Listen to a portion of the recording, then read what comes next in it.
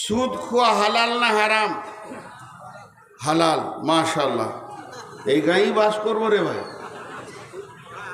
আপনি এগুলো শিখাচ্ছেন নাকি? দেখেন ভালো মৌলবি পেয়েছেন আপনারা।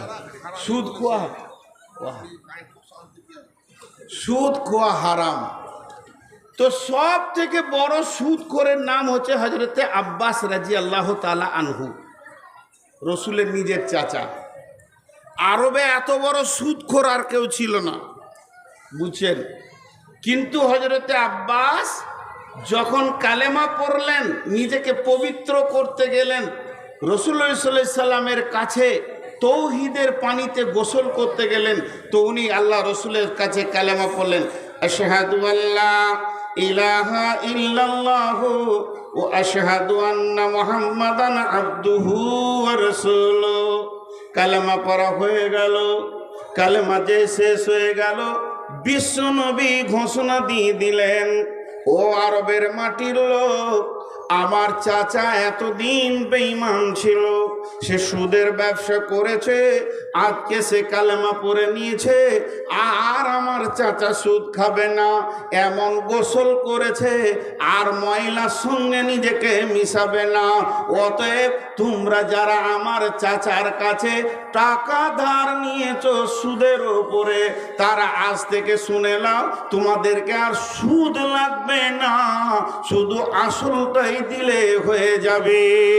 এই ঘটনা যখন বিশ্বনবী বলে দিলেন আরবের লোককে, তখন একজন দৌড়ে গিয়ে বলছে, ও আব্বাস, তুমি কি বড় লস করলে আব্বাস, তোমার ভাতিজা, তোমার ভাইপো, তোমার ভাস্তা এমন ঘোষণা করে দিল মজলিসে, আমার চাচার আর সুদের টাকা লাগবে না, তোমার তো লাখ লাখ টাকা লস হয়ে গেল। হযরত আব্বাস যে ঘোষণা দিতে, ও আরবের লোক শোনো, মক্কার লোক, মদিনার লোক শোনো, আমি এতদিন বেঈমানি জগতে ডুবেছিলাম, মুশরিকের চেম্বারে ডুবেছিলাম, এত জঘন্য জায়গায় ডুবেছিলাম, ওই জন্যে আমার হাতে পায়ে যেমন পায়খানা পেশাব লাগে, সুদ মদ সবই লেগেছে। আজকে আমি তৌহিদের পানিতে গোসল করে নিজে পবিত্র হয়ে গেছি, আর আমার গায়ে ময়লা নাই, এক তিল ময়লা নাই, আমি পরিষ্কার হয়েছি।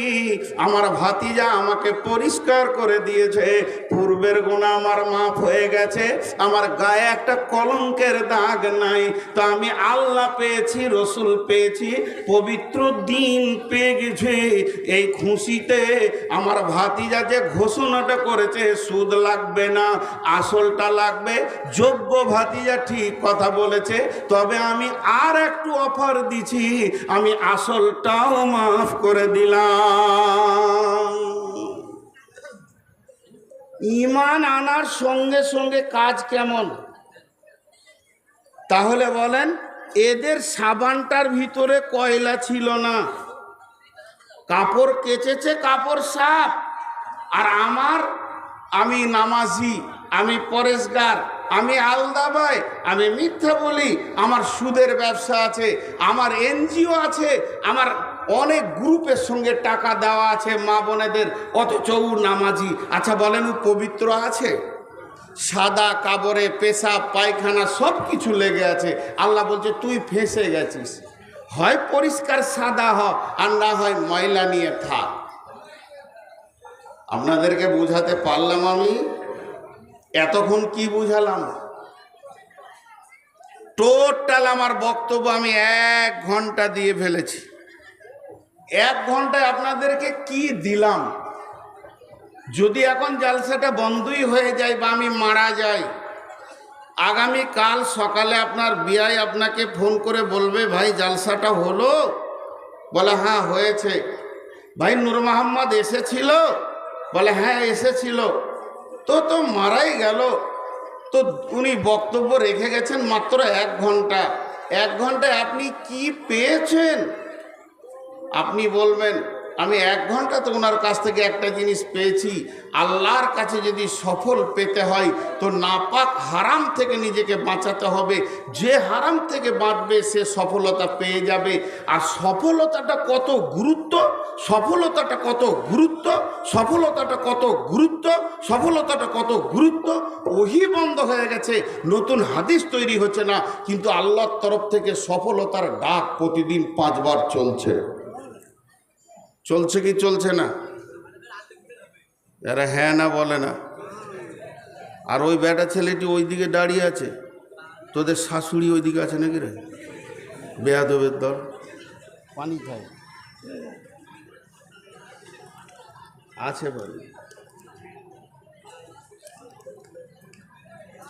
বাস আর কতক্ষণ? 10 মিনিট আমার কতক্ষণ? তার কত ওগুলো বলছেন না তো, আর কত? আমাকে দুটো কালেকশনও করতে হবে, সময়টা বলবেন তো সেরকম করে হবে। দেখেন উঠছেন কেন? ওই মিয়া বই আছেন বাংলাদেশের ভাষা। জি বসেন বসেন। হ্যাঁ কি হলো? ওরা বসবে না, বসিয়েন না ভাই, হাতগুলো ধরে বলছি। যদি বসে যান তা আপনাদের মান সম্মান চলে যাবে, কারণ আপনার বাপ দাদারা জীবনে বসে নেই। ওই ওই মোবাইলওয়ালা তুই আগে বস। আর এখানে মোবাইলওয়ালারা এমন করে মোবাইল দিয়েছে, সাবুদ্দিন এটা মোবাইলগুলো এদিকে আনতে আনতে কত দূরে এনেছে, এখানে রাখলেই হতো। আর বলবো না কিছু। জি আপনারা আমার সঙ্গে 2-3টি প্রশ্ন করে আমি জানবো যে এত দূর কি বুঝলেন। সফলতার ডাক বন্ধ হয়েছে? বলেন বন্ধ হয়েছে? আর যে নিজেকে সমস্ত হারাম থেকে মুক্তি করতে পারবে সে বেঁচে যাবে, সফলতা পাবে। আর যে গোলতাল মিলিয়ে থাকবে ও পাবে না। এই পর্যন্ত বক্তব্য হলো। জি না আর আধ ঘন্টা না না 15 মিনিট যায় না, এরকম করিয়েন না। তাহলে এটাই শেষ বছর আপনাদের সঙ্গে। মানে আমি একটা সুগারের রুগী, 480 সুগার নিয়ে বকছি, আর এই টেনশনগুলো নেবো না। পরিষ্কার কথা। 2.5 ঘন্টা অত আমার বাপেরও দম নাই যে 2.5 ঘন্টা আপনাদের এখানে বকতে আসবো। 2 ঘন্টা 1.5 ঘন্টা এই সব জায়গায় বললাম এবছর 1.5 ঘন্টা। হ্যাঁ না পারবো না 2 ঘন্টা। মেশিন লয় মানুষ, চাপ সৃষ্টি করবেন না, পেছন থেকে বলে দিচ্ছি। তাহলে আপনারা কি হলো? জি বলেন, কিছু বলছেন? আপনাকে জিজ্ঞেস করছি, কিছু বলছেন?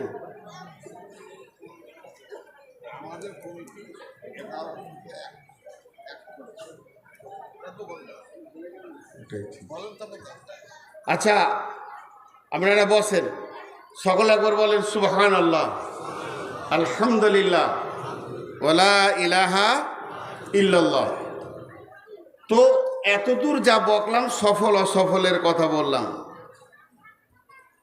তাহলে আমরা সকলেই নিয়ত করি সফলতা লিব ইনশাআল্লাহ। মাঝে একটা দাওয়াত আপনাদেরকে দিই, 30 সেকেন্ডের মতো বা 1 মিনিটের মতো, এটা বক্তব্যের বাইরে। কারণ রাসূলুল্লাহ সাল্লাল্লাহু আলাইহি সাল্লাম রমজানের 6 মাস আগে থেকে দাওয়াত দিতেন এবং রমজানের প্রস্তুতি নিতেন। আমাদের রমজান আর খুব বেশি 28 দিন মতো আছে নাকি, 1 মাস নেই। তো সকলকে আমি রোজা রাখার দাওয়াত দিচ্ছি এবং আমিও রোজা রাখবো। আল্লাহ আমাদের প্রত্যেককে রোজা রাখার তৌফিক দান করুন। রোজা রাখবো ইনশাআল্লাহ। জোরে বলেন ইনশাআল্লাহ। স্বতঃস্ফূর্তভাবে খুশিতে রোজা রাখবো ইনশাআল্লাহ। যে রোজা রাখবেন না হাত তুলেন।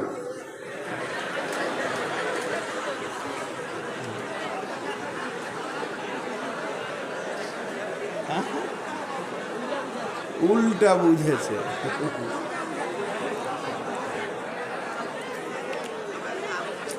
জি ইনশাআল্লাহ রোজা রাখবো। বাস এটাই আমার ছিল আপনাদের কাছে রোজার দাওয়াত। আপনারা আমার জন্য দোয়া করবেন যেন আমি সুস্থ হালে ভালোভাবে রোজা রাখতে পারি। আপনাদের জন্য আমি দোয়া করবো যেন আল্লাহ আমাদের প্রত্যেককে সুস্থ হালে সুন্নতে রসুলের উপরে আমার নবী যেমন করে রোজা রেখেছেন ওইরকম রোজা রাখার তৌফিক দান করুন, আল্লাহুম্মা আমিন। এবার আল্লাহ কি বলছেন, আমার হাতের দিকে তাকাবেন সকলে। বিসমিল্লাহির রহমানির রহিম।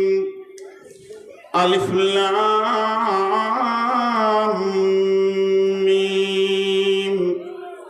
যালিকাল কিতাবু লা রাইবা ফীহি হুদাল লিল মুত্তাকিন আল্লাযীনা ইউমিনুনা বিল গায়বি ওয়া ইউকিমুনাস সালাতা ওয়া মিম্মা রাযাকনাহুম ইউনফিকুন والذين يؤمنون بما أنزل إليك وما أنزل من قبلك وبالآخرة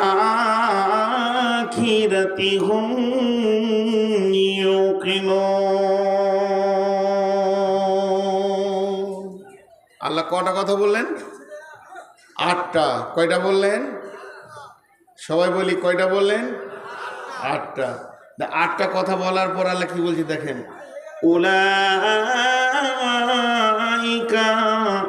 আলা হুদাম মির রাব্বিহিম ওয়া উলাইকা হুমুল মুফলিহুন।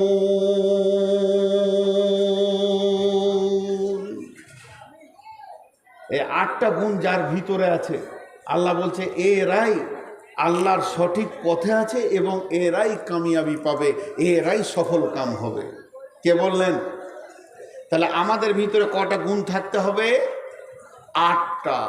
এই 8টা গুণ যার ভিতরে আছে, 8টা জিনিস যে হৃদয়ের ভিতরে আনতে পেরেছে, কিছু আমল আছে, কিছু ঈমান আছে, এইগুলো টোটাল 8টা জিনিসকে নিয়ে নিজের জীবনে বাস্তবায়ন করেছে। আমার আল্লাহ বলছেন পৃথিবীর কোনো লোক বলেনি আমাকে সারা দুনিয়া যদি আঙুল তুলে বলে যে নূর মোহাম্মদ তুই বেঈমান, আমার আল্লাহ বলছে তুই ইমানদার, কোনো টেনশন নাই। আর গোটা দুনিয়া যদি বলে তুই ইমানদার আর আল্লাহ যদি বলে বেঈমান, তো টেনশনের শেষ নাই। তো আমার আল্লাহ বলছে তোকে যে যা বলবে বলুক, আমি বলবো তুই ঠিক আছিস এবং তুই সফলতা পেয়ে যাবি। কে বলছেন? সকলে আল্লাহর নামটা জোরে নেব না আস্তে? কে বলছেন? মাশাআল্লাহ। এবার 8টা গুণিয়ে দিই আপনাদেরকে। আলিফ লাম মিম, এগুলো হরফে মুকাত্তা, এগুলো কাটা কাটা হরফ, এক একটা অক্ষরে 10টা করে নেকি আছে। আর এর মূল তথ্য একমাত্র আল্লাহ ছাড়া কেউ জানে না। ওয়াল্লাহু আ'লামু বিমুরাদি। এই আলিফ লাম মিম, আলিফ লাম মিম, আলিফ লাম র, আবারে কাফ সদ, তো কাফ আইন হা, এইগুলো যে যতগুলো হরফে মুকাত্তাআত কোরআনের ভিতরে এসছে, ইয়াসিন নুন, এইভাবে যে কোরআনের ভিতরে হরফে মুকাত্তাআত আছে, এই হরফে মুকাত্তাআতগুলো কি গভীর তথ্য আছে আর কেনই বা এইভাবে হরফগুলো আছে, টোটাল খবরটা কে জানেন? আল্লাহ বাস। কিন্তু এক বেঈমানের দল, কথা সাইডে বেড়ে যাচ্ছে, না বলে থাকতে পারছি না। বেঈমানের দলরা বলে যে এর আসল তথ্য আমাদের পীর সাহেবের কাছে আছে। জি বলে কি বলে না, যে পীর সাহেবের কাছে আছে। এর তথ্যবহুল কথা পীর সাহেব ছাড়া কেউ জানে না। পীর সাহেব নিজেই জানে না যে ও কোন অবস্থায় আছে, আবার ইয়ার তথ্য কথা বলবে। জি, এর কোরআনে মহাসত্যের ভিতরে মহা সংশয়কে আল্লাহ রেখেছেন। আল্লাহ যতটা আমাদের প্রয়োজন অতটা দিয়ে দিয়েছেন, বাকিটা নিজের হাতে কন্ট্রোলে রেখেছেন। এর জন্য এর খবর আল্লাহ জানেন। এরপরে চলেন, যালিকাল কিতাবু লা রাইবা ফীহি, যালিকাল কিতাবু লা রাইবা ফীহি। যদি তোমাকে সফলতা নিতে হয় যদি হাসরে বাঁচতে হয়, কবরে বাঁচতে হয়, প্রথম নম্বরে তোমাকে জানতে হবে এই কিতাবটার মধ্যে কোনো সন্দেহ নাই। এই জিনিসটা যতক্ষণ তুমি না জানবে, তোমার আমলের জিন্দেগিটাও ঠিক হবে না। কোরআনের ওপরে সন্দেহ রাখার পর তুমি নিজেকে সফলতা আনতে পারবে না। আল্লাহ তাবারাক ওয়া তাআলা বলছেন, লাইসাল বিররা আন তুওয়াল্লু উজুহাকুম কিবালাল মাশরিকি ওয়াল মাগরিবি ওয়ালাকিন্নাল বিররা মান আমানা বিল্লাহি ওয়াল ইয়াউমিল আখিরি ওয়াল মালাইকাতি ওয়াল কিতাবি ওয়ান নাবিয়িন। শুধু পূর্ব পশ্চিমে সুর মাথা ঠোকার নাম ইমানদারি নয়। যদি তুমি প্রকৃত ইমানদার হয়ে নিজেকে বাঁচাতে চাও, আল্লাহর ওপরে ঈমান আনো, আখিরাতের ওপরে ঈমান আনো, ফেরেশতার ওপরে ঈমান আনো, কিতাবের ওপরে ঈমান আনো। যে কিতাবটা 100-তে 100 ঠিক। আসমান থেকে যত কিতাব এসেছে সমস্ত কিতাব সত্য, সমস্তগুলি আল্লাহর পাঠানো। কিন্তু সমস্ত কিতাবের ভিতরে 4টা হলো মেন, তাওরাত, ইনজিল, জবুর, কোরআন। আর এর ভিতরে কোরআন হলো সলিড কিতাব, যার পরে আর কোনো কিতাব আসবে না। আল্লাহ তাবারাক ওয়া তাআলা বলছেন, যালিকাল কিতাবু লা রাইবা ফীহি।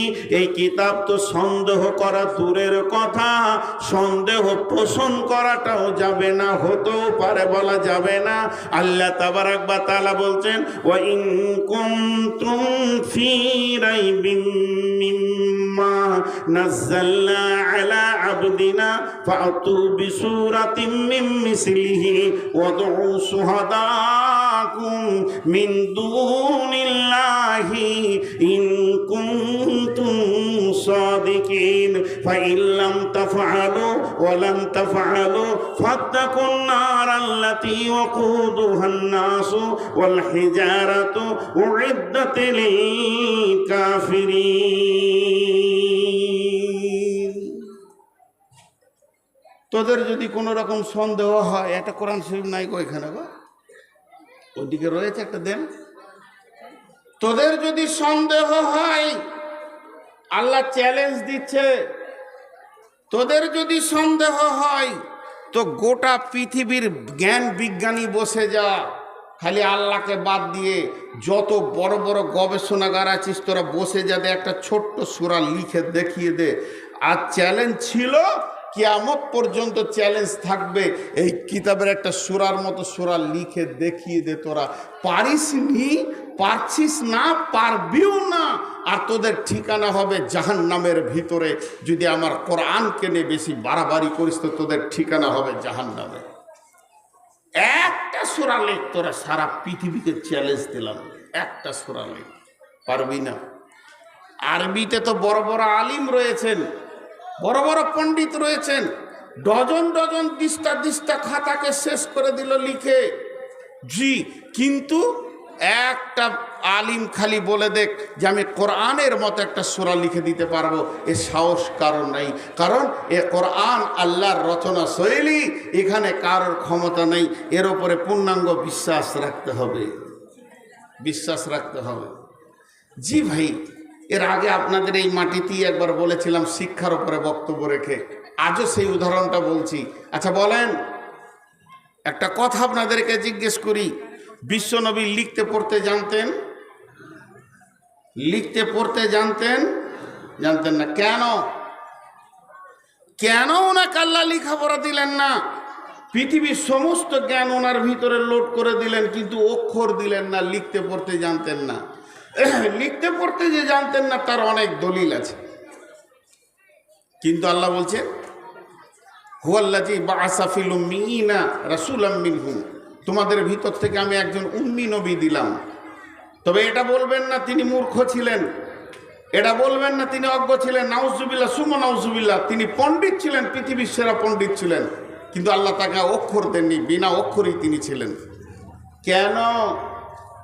ছোট্ট করে একটা উদাহরণ দিই।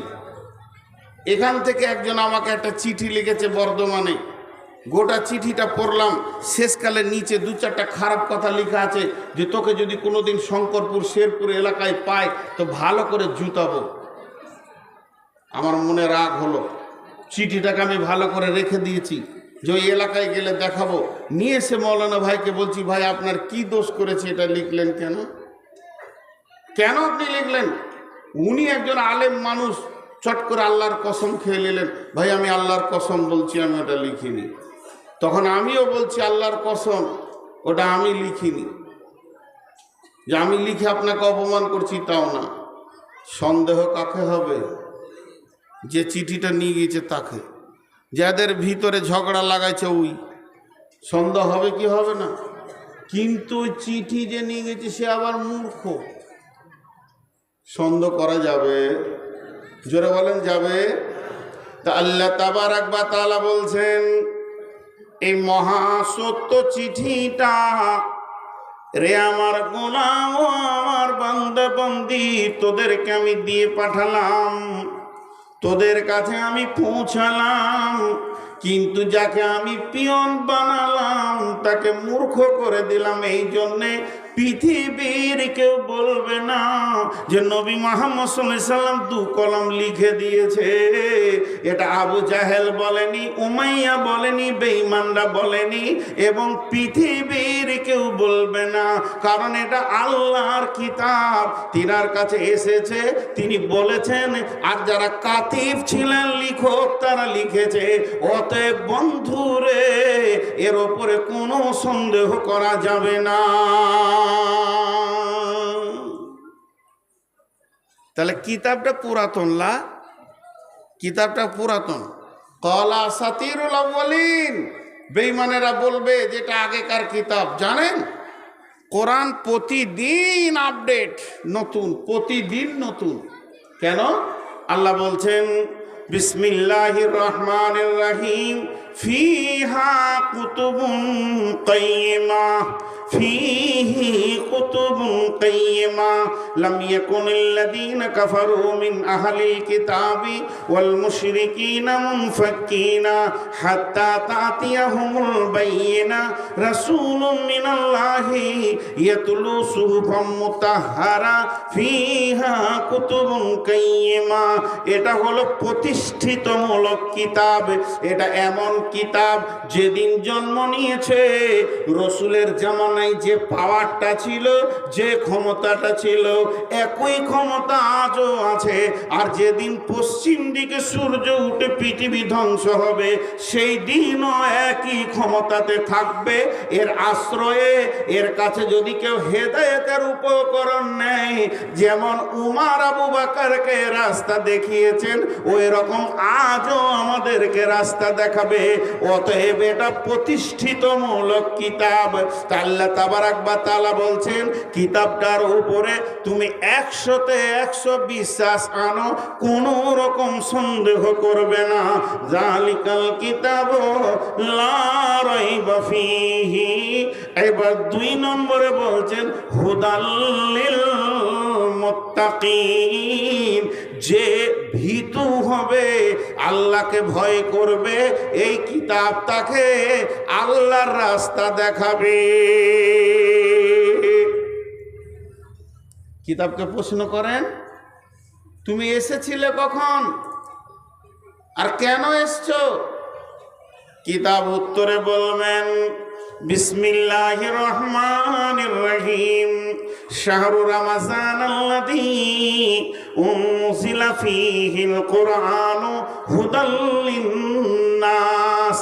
আমি রমজান মাসে এসেছি, রমজান মাসে নাজিল হয়েছি, রমজান মাসে আসতে শুরু করেছে। আমি এসেছি কেন না মানুষকে হেদায়েত দিব, এটা নয়, হেদায়েতের রাস্তা বলে দিব। হেদায়েতের মালিক হলেন আল্লাহ। হুদাল লিন্নাস, যে আমার কাছে আসবে তাকে আমি হেদায়েতের রাস্তা বলবো। কিন্তু হেদায়েত পাবে কে? আল্লাহর ভয় যার দিলে আছে, যার দিলে ভয় নাই সে হেদায়েত পাবে না। এর জন্য আল্লাহ বলছেন হুদাল্লিল মুত্তাকিন। আমাদের দ্বিতীয় গুণ, আমাদেরকে ভীতু হতে হবে। প্রথম নম্বর গুণ হচ্ছে কোরআনের বিশ্বাস রাখতে হবে, আর দ্বিতীয় নম্বর গুণ হচ্ছে আমাদেরকে হেদায়েত নিতে গেলে আল্লাহর ভয় থাকতে হবে। এবার একটা উদাহরণ দিব। আপনারা মুর্শিদাবাদের সীমান্ত এলাকার লোক, পাশেই বীরভূম, বেশি দূর নাই বীরভূম, তাই না? তো আপনারা বীরভূম সীমান্তের লোক, অতএব আপনারা আখ বলেন। আখ, আখ না কুষার? জি আখ। তো একটা আখ আপনার হাতে ধরিয়ে দিলাম, আখটা ধরে আপনার বিশ্বাস যে এর ভিতরে মিষ্টি আছে, আছে না নাই? পাবেন কি করে? মিষ্টিটা নিতে গেলে লাগবে কি? দাঁত। যার দাঁত নাই ও মিষ্টিটা পাবে? একবার হ্যাঁ না বলেন। আমি বলছি না যে অন্য জায়গায় ঠুকে ঠুকে খানগা, উদাহরণ দিচ্ছি, যতটা বলছি অতটা বুঝেন। একটা দাঁতওয়ালার হাতে আখ, আর একজন দাঁত নাই তার হাতে আখ, এক হবে? তা আল্লাহ তাবারাক ওয়া তাআলা বলছেন এই কিতাবটার ভিতরে কোনো সন্দেহ নাই, কিন্তু হেদায়েত পাবে কে? এই আখের ভিতরে মিষ্টি আছে, কোনো সন্দেহ নাই দুজনেরই, কিন্তু মিষ্টি পাবে কে? যার দাঁত আছে সে আখের ভিতরে মিষ্টিটাকে চুষে বের করে জান ঠান্ডা করে নেবে, পেট ভরিয়ে নেবে। কিন্তু যার দাঁত নাই, জানে যে এর ভিতরে সব কিছু আছে, লাভ তার হবে না। তেমনি গিরিশচন্দ্র সেন গোটা কোরআনের তর্জমা করলো, দাঁত ছিল না, হেদায়েত পেল না। যেহেতু গিরিশচন্দ্র সেনের কাছে আরবি ছিল, আরবি জ্ঞান ছিল, বাংলাতে তার তর্জমা করে দিল। কিন্তু বন্ধুরে, তার ভিতরে আল্লাহর ভয় ছিল না, এই জন্যে এত বড় মিষ্টি কিতাবকে সে তর্জমা করলো, কিন্তু তার জিবে একটুকু মধু লাগলো না। আর হযরতে ওমরের ভিতরে আল্লাহর ভয় ছিল, গোটা কোরআন তর্জমা করেননি। বিসমিল্লাহির রহমানির রহিম, ইন্নানি আনাল্লাহ লা ইলাহা ইল্লা আনা ফা'বুদুনি ওয়া আকিমিস সালাতা লিযিকরি। একটা আয়াত শুনলো উমর, আর তার জীবনটা গোটা চেঞ্জ হয়ে গেল। ওরে এত মধুর জিনিস আর পৃথিবীতে কিছু নাই। কথার কি গাঁথুনি রে! আল্লাহ তার নিজের পরিচয় দিয়ে বলছে যে তোরা আমাকে স্মরণ করবি তো সালাত আদায় কর। একখানা আয়াতে এত মধু লেগে গেল উমারকে।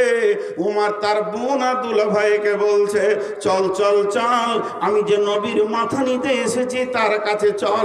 আমি মাথা নিব না, বরং মাথা তাকে দিয়ে দিব রে। তার মানে হচ্ছে এই কিতাবের ভিতরে সন্দেহ থাকলে চলবে না। দ্বিতীয় নম্বর হচ্ছে আল্লাহর ভয় থাকতে হবে। যার দিলে আল্লাহর ভয় আছে, ও এই কিতাব থেকে হেদায়েতের রাস্তা খুঁজে পাবে। আর যার দিলে আল্লাহর ভয় নাই, ও এই কিতাবকে তর্জমা করে শেষ করে দিবে, কিন্তু হেদায়েতের রাস্তা পাবে না। আমি বহু জালসায়, বহু ইউটিউবে বলেছি, আপনারা সার্চিং করলে পাবেন। আমি ফটো দিতে পারি না, ফটো দিই না নয়, দিতে পারি না। কেন পারি না? ইলম নাই, জ্ঞান নাই। যতটা পরিমাণ জ্ঞান থাকলে একটা লোক ফটো দিতে পারবে, ওই পরিমাণ জ্ঞান আমার নাই। কিন্তু দুঃখ করে একটা কথা আপনাদের সামনে বলছি, যারা আমার এখানে আলিম আছেন তাদের আমি জুতা সুজা করা লোক।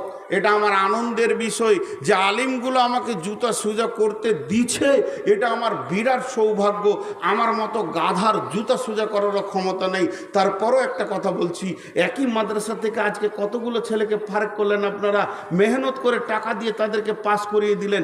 দেখবেন এর মধ্যে 20টা ছেলে আছে, তার মধ্যে 18টা ছেলে আল্লাহর ভয়ে দুনিয়া করছে, আর 2জন সুদে নেমে গেছে, আর কিছু করছে।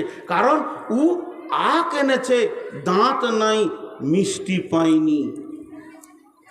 আলিম হওয়ার পরও পথভ্রষ্ট অনেকজন হয়ে যায়। তার কারণ কি, এই কদিন আগে ফেসবুকে দিয়েছিল একজন আলিম, আল্লাহ জানে তার কি আছে। আমাদের বীরভূমের, আপনাদের বীরভূমের একজন আলিম গলায় দড়ি নিয়ে মরেছিল। তো পরবর্তীকালে শোনা গেল যে আমরা হঠাৎ অবাক হয়ে গেছিলাম যে উনি আলেম মানুষ গলায় দড়ি নিলে কেন, হালাকে তা নয়। ঘটনাটা হচ্ছে মেন্টাল রুগী, মানে ওনার ব্রেন শর্ট হয়ে গেছিল, প্রায় 1 মাস পাগল হয়ে ঘুরছিল, পাগল অবস্থায় নিয়েছে, তো আল্লাহ মাফ করবেন।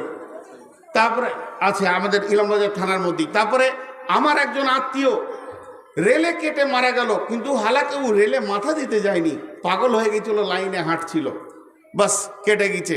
তো কিছু জিনিস আছে যেগুলোকে মূল্যায়ন করতে গেলে তার ভিতর পর্যন্ত যেতে হবে। তো অতএব আল্লাহ বলছেন এই কিতাবটা হলো হেদায়েতের জন্যে, আর এই কিতাবের মধ্যে যদি হেদায়েত নিতে চাও তো আল্লাহর ভয় থাকতে হবে। এখন আল্লাহর ভয় নিয়ে বলতে গেলে অনেক সময় চলে যাবে।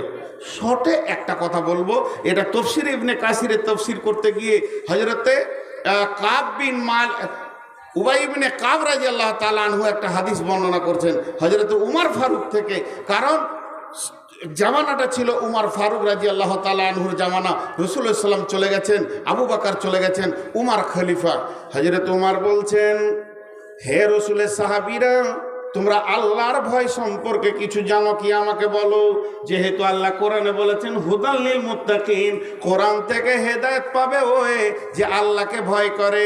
তখন উবাই ইবনে কাব বলছেন, আমিরুল মুমিনিন, খলিফাতুল মুসলিমিন, আমি নবীজির কাছে আল্লাহর ভয় সম্পর্কে শুনেছি। শুনেছো? এসো আমার কাছে, তুমি এসো।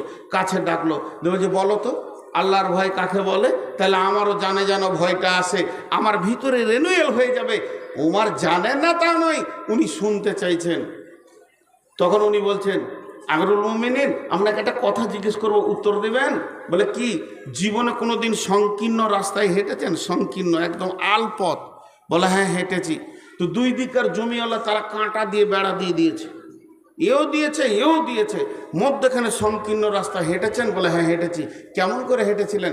হযরত ওমর বলেন, চাদরগুলো গুটিয়ে নিয়েছিলাম, না ডান দিকে ঝুঁকি না বাঁ দিকে ঝুঁকি, 2 দিকের কাঁটা যেন সবসময় আমাকে আক্রমণ করতে আসছে, কিন্তু আমি এমনভাবে পার হলাম কোনো কাঁটা আমার গায়ে লাগলো না। উবাই ইবনে কাব বলছেন, বাস বাস বাস, যথেষ্ট হয়ে গেছে। বিশ্ব নবী এটা কি আল্লাহর ভয় বলেছেন? আল্লাহর ভয় মানে থরথর করে কাঁপার নাম নয়। এই পৃথিবীটা শয়তান মুমিনের জন্যে মানে কাঁটা ছড়িয়ে দিয়েছে। একদিকে বেশ্যা, একদিকে রান্ডি, একদিকে লুচ্চা, একদিকে মদ, একদিকে জুয়া, একদিকে তাস, একদিকে লুডু, একদিকে দাবা। পৃথিবী সুদ, জিনা, ব্যভিচার নিয়ে কাঁটাতে ভর্তি হয়ে গেছে। প্রকৃত আল্লাহ ভীতু ওই যে নিজেকে বাঁচিয়ে বাঁচিয়ে বাঁচিয়ে বাঁচিয়ে কাঁটা থেকে যেমন মানুষ বাঁচে, ওই রকম বাঁচিয়ে বাঁচিয়ে বাঁচিয়ে বাঁচিয়ে গায়ে গুনহাকে লাগতে দিব না, সুদ লাগতে দিব না, জেনা লাগতে দিব না, ব্যভিচার লাগতে দিব না। না রে মন, আমার গায়ে যেন জুয়োর দাগ না লাগে, তাসের গায়ে হাত দিব না। এইরকম বাঁচিয়ে বাঁচিয়ে যে কবরে চলে গেছে, প্রকৃত ওই লোকটি আল্লাহকে ভয় করেছে। তাহলে 2টা বলা হলো, 1 নম্বর কিতাবকে সন্দেহ করা যাবে না, 2 নম্বর আল্লাহর ভয় রাখতে হবে। কয়টা বলা হলো? 8টার মধ্যে আর কটা আছে? তাহলে 4টা, তাই তো? তাও চুপ করে বসে আছে। 8টার মধ্যে 2টো বলা হলো আর 4টা থাকে। ওই যে হ্যাঁ তাই থাকে।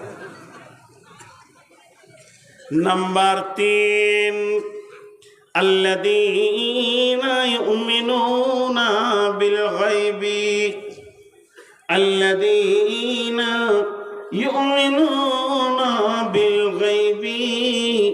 আল্লাহ বলছেন ওই লোকেরা সফলতা পাবে রে, বেঁচে যাবে রে, যারা অদৃশ্যের ওপরে ঈমান এনেছে। আল্লাহকে দেখা গেল না, আছে না নাই? আল্লাহ আছে না নাই? আছে না আছেই? কোনটা ঠিক? আল্লাহ আছে, জাহান্নাম আছে, জান্নাত আছে, পুলসেরাত আছে, মিজান আছে, কবরের আযাব সত্য, কবরে শান্তি সত্য, তিনটে প্রশ্ন করা হবে সত্য, জাহান্নাম সত্য, জাহান্নামের আগুন একে অপরে ছিঁড়াছিঁড়ি করছে সত্য, আর কিয়ামতের মাঠে দাঁড়িপাল্লা ওজন করা হবে সত্য, সেখানে ডান হাতে বাঁ হাতে সার্টিফিকেট দেওয়া হবে সত্য, হাজে কাউসারের ব্যবস্থা আছে সত্য, ওরে আমার রহমতের ছায়া আছে সত্য, কিয়ামতের মাঠে নামাজীদের চেহারায় নূরের আলো জ্বলবে সত্য, যেগুলো কোনোদিন দেখা যাবে না, মরার আগে পর্যন্ত দেখা যাবে না, এইগুলির ওপরে এতটাই বিশ্বাস রাখতে হবে, যেমন চোখে দেখলে বিশ্বাস হয় ওই রকম বিশ্বাস রাখতে হবে। আল্লাযীনা ইউমিনুনা বিল গায়বি। যখন জান্নাতীরা জান্নাতে চলে যাবে, যখন জান্নাতীরা জান্নাতে চলে যাবে, জান্নাতের ভিতরে আনন্দ করবে, রে মা আমার, বোন আমার, খালা আমার, বেটি আমার, তখন আল্লাহ বলবেন, রে আমার জান্নাতি দল, তোমরা কেমন আছো বলো, আমার জান্নাতের কোনো অভাব আছে কি? সমস্ত জান্নাতি আল্লাহকে উত্তর দেবেন, মাবুদ না, নিয়ামতে পরিপূর্ণ হয়ে গেছে, তবে কিন্তু মানে আবার কেন গিট লেগে গেছে রে বাবু, ও আমার বান্দা বান্দি, তবে কিন্তু বলতে কি? তখন গোলামেরা বলবে, মাবুদ, যাকে চোখে দেখিনি অথচ ফজরের সময় শীতে উজু করে চোখের পানিতে কেঁদেছি, মসজিদে যার ভয়ে থরথর করে কেঁপেছি, যার ভয়ে হাত তুলে চোখের পানি বের হয়েছে, যার ভয়ে হারাম থেকে দূরে থেকেছি, যে মাবুদের ভয়ে হারামের পাশে আমি যাইনি, অতএব সেই মাবুদকে এখনো চোখে দেখলাম না, তখন আমার রব সমস্ত পর্দাকে সরিয়ে দিয়ে 14 দিনের চাঁদের মতো জান্নাতীদেরকে দেখা দেবেন। তার মানে হচ্ছে আজকে যে নামাজের কাতারে দাঁড়াচ্ছি, যার ভয়ে সুদ খেছি না, যার ভয়ে আপনার কাছে হাত দিছি না, যার ভয়ে যার প্রেমে ভালোবাসাতে সকাল থেকে সন্ধ্যা পর্যন্ত ভোগে থাকবো, কিছু খাবার খাবো না, অতএব বন্ধুরে সে আল্লাহর প্রতি পরিপূর্ণ ঈমান আনতে হবে। কবরের আযাবে দেখি নাই, কবরে সল যাবে দেখি নাই, কবরে ফেরেশতা বলবে, মান রব্বুকা মা দীনুকা ওয়া মান নাবিয়ুকা, জানি না, এতগুলো দাফন করলাম একটাও শুনতে পেলাম না, এটাও দৃঢ় বিশ্বাস রাখতে হবে। কোরআন শুরু করতে গিয়ে আল্লাহ 3 নম্বরে শর্ত দিচ্ছে। 1 নম্বরে তাকওয়ার সঙ্গে কোরআনকে পড়, এর মধ্যে বিশ্বাস রাখ, অদৃশ্য জিনিসগুলিকে দেখার মতো সুন্দর করে বিশ্বাস রাখ। আল্লাযীনা ইউমিনুনা বিল গায়বি, যা দেখা যায় না তার উপরে বিশ্বাস রাখ। আল্লাহর নবী বললেন, হারিস, তুমি তোমার ঈমানের খবর বলো। হযরত হারিস রাদিয়াল্লাহু তাআলা আনহু বলছেন, ও দয়ার নবী গো, আমি ঈমানের 1 নম্বর প্ল্যাটফর্মে দাঁড়িয়ে আছি, আমার ঈমান অনুপরিমাণে নিচের দিকে আসেনি। নবীজি বললেন, হারিস রে, তুমি নিজের ব্যাপারে এত বলিষ্ঠ দাবি করো কেন? হযরত হারিস বলছেন, দয়ার নবী গো, আমি আজ সকাল থেকে সন্ধ্যা পর্যন্ত আমার দিনটা কেমন গেছে শুনেলেন আপনি এবং আল্লাহ। জান্নাতের কথা যেমন যেমন যেমন যেমন বলেছেন, আমি যেন ওই রকম জান্নাতকে দেখতে পেয়েছি। আঙ্গুরের থোকাগুলো যেন ঝুলছে, আমি 2 নজরে দেখছি। আপনার কথা, আল্লাহর কথা, আর আমার চোখ যেন তিল পরিমাণ এধার ওধার নয়। আপনি জাহান্নামের কথা যেমন বলেছেন, আমার আল্লাহ জাহান্নামের কথা যেমন বলেছেন, ও দয়ার নবী গো, আমি হারিস যেন জাহান্নামকে 2 চোখে দেখছি। আগুন ছিঁড়াছিঁড়ি করছে, গর্জন মারছে। আমার নজর আর আপনার মুখের ভাষা আর আল্লাহর ভাষা এতটুকু তিল পরিমাণ কম বেশি ছিল না। নবীজি বলেন, হারিস রে, তুমি যে ঈমানের দাবি করেছ, তোমার দাবিটা হলো সত্য।